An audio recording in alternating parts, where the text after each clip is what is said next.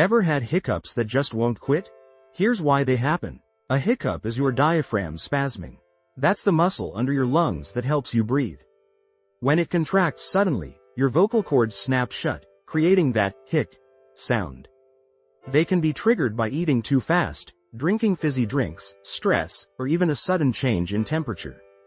Most hiccups go away on their own, but holding your breath or sipping cold water can help stop them. We all hiccup, but if they last more than 48 hours, it could signal nerve or brain issues. So next time you hiccup, you'll know exactly why. Follow and subscribe for more science facts.